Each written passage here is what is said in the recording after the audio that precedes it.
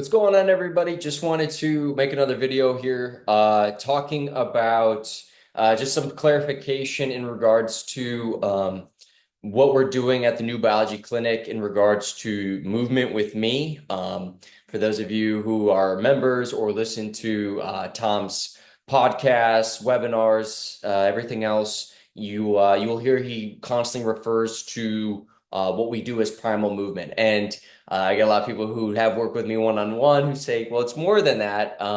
And so, and I work with Tom as well. This is has nothing to do with any issues. It's just wanting to clarify for those of you who might listen to his, again, webinar, podcast, whatever it may be, you hear him referring to it and you're not quite sure what he's talking about. I just wanted to give a little bit more clarification and just hopefully make sure you all understand exactly what's going on and how actually everybody's experiences that have worked with me is a different experience. There's some similarities, there are some parallels, but as a whole, it's a lot different.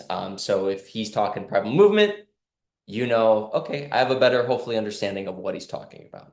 So, primal movement, essentially what he's getting after is there is a lot of crawling. There's a lot of movement that would be found natural or in nature in regards to animals that you'd be seeing. It's not quite animal flow. It's a little bit of, Goda. It's a little bit of functional movement patterns. It's a bit of everything.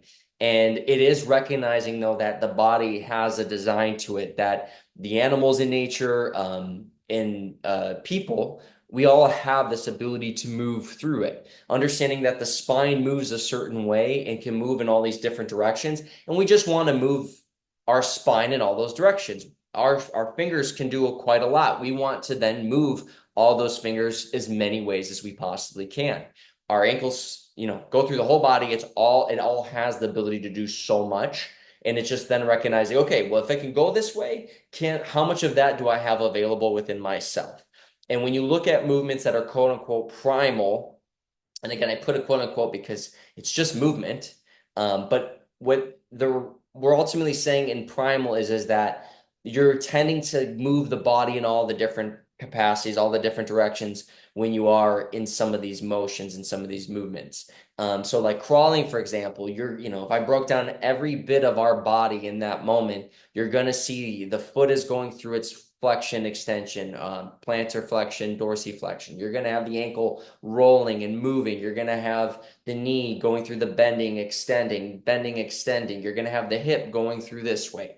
You're going to then have through the stability through your lower lumbar back. You're going to have the spine going a certain way. And you're going to see up the body how everything is in motion, working together as one symbiotic, vessel. And what tends to happen again when people are training or doing stuff unbeknownst to them, they're not really connected within their body. They're going to start to not recognize that there is this beautiful symbiosis that is happening through our whole body. And when we're not moving that way, people will get those pain signals, those communications from the body of saying, hey, something isn't in alignment with the rest. There isn't this beautiful flow that is moving through our whole body. There's this leaking point, and we're going to express that to you, whether it be the knee, the ankle, the hip, the lower back. And it doesn't mean that that's where all the problems lie per se. It's just where the communication is happening. That's not always the root of the issue. So part of why we're figuring out or what we call primal is just, again, we're trying to get the whole body moving in motion in ways that are very, very consistent and very observably noticeable in nature. Again, crawling, not necessarily climbing, but understanding how's our body positioned for that climbing position, and how can we mimic it and do things without, again, needing to climb a tree if we don't have one right next to us, right? So there's a lot of these different pieces that we are trying to accommodate when we do the sessions with me, we do the lessons, the group classes, whatever it may be.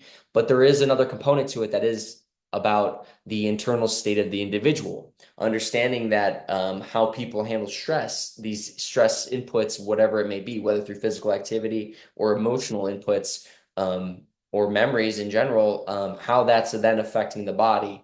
So when we do talk primal, yes, certain animals, certain, people are very good at learning how to adjust and adapt and not hold on to things. And they're learning how to be, on alert, being aware when there's a threat, but learning how to then let that energy go. That is a primal, let's just say a primal instinct that you can find in nature all the time. It is learning how to know if there's a threat, I'm aware. When the threat feels it's gone, literally many animals will shake it off.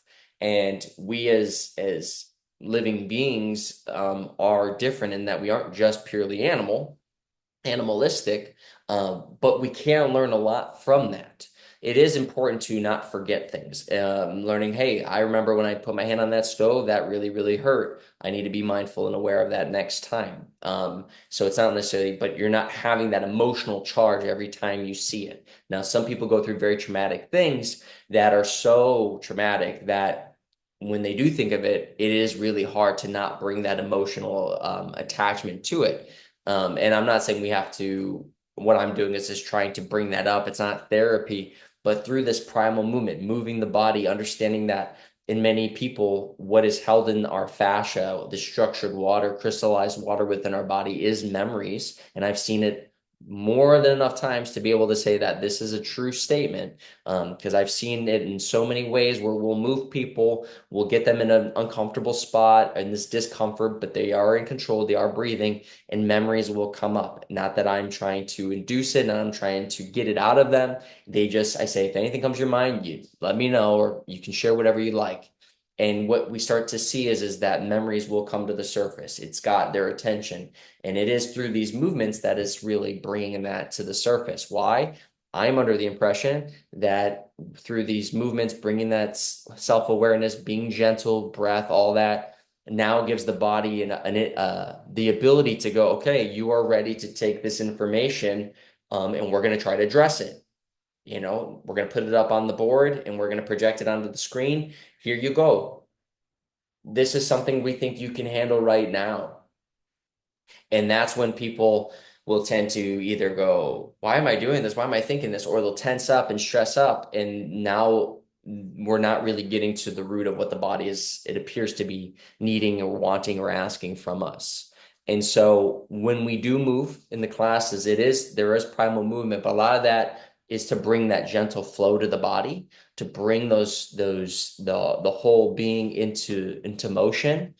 And then ultimately, as we're creating this discomfort through our movement, we are, though, bringing that heightened awareness. So that way, when memories, when emotions, when things start to come up, we're trying to create an environment where you can then, the individual, bring your breath, bring your awareness, bring your attention to it, and not necessarily running away or tensing up, falling into old patterns that people will tend to do.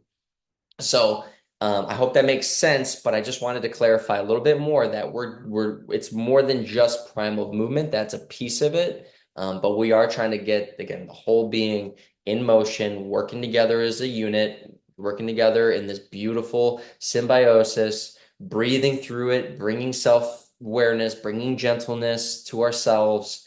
And then obviously then getting into what will start to happen is the emotions and things will come to the surface naturally. It doesn't happen every single time, doesn't happen to everybody right away. It does take time. Um, but again, it depends on the individual. So this is why it is a personal experience when I work with people. There are many things that I'm doing with Tom that I'm not doing with other people. And there are other things that I'm doing with other people that I don't do with Tom. Why? Because it's figuring out the individual. What is that person, that being needing right now? What are they willing to do? What are they not willing to do? How much can we bring to, the stage, bring to attention, and how much of it do we have to be patient with? How much of it are we listening, right? There will be people who express things to me and not realizing what they're expressing. A lot of times it feels like it's coming from deeper within. There's people who will be like, hey, my gut, I'm just, something within me feels like I can do more. Great. That's that voice within us, that intuition that's going, we got this, we're good. Sometimes people say, hey, I'm like a little weary of this. Like, I don't want to go so deep. Okay, I hear you. Let's not go so deep. Let's hold it right here. Can you do that? Yeah, that's doable. It's those types of ability, those moments where we listen to the communication, we're able to hear the experience and then bring that primal movement to ourselves while also simultaneously not forcing the body into a position, not forcing our mind and trying to mind over matter, or even though there's truth to that, but not trying to no pain, no gain this where we're no, I have to push myself, hurt myself to get better. That's not true. We want to be able to find that balance, know how to hone that skill. And yeah, so that's what we're doing at the clinic. I hope this helps. And I hope to see you all there. If you have any questions, always feel free to reach out at the clinic. But otherwise, be well, and I'll talk to you all soon. Bye, everyone.